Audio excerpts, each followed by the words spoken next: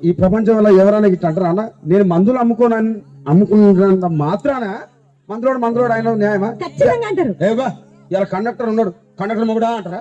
Police ఆయన ఉన్నాడు, police మొగుడా అంటారా? నేను అర్థం అంటారు ఖచ్చితంగా. ఎందుకంటారు? ఏవో అలా అట్లా అంటే నన్ను కూడా అట్టే అనాలి. కానీ దండం పెడితే ఒక్క మాత్రం మాకే ఏ మాట?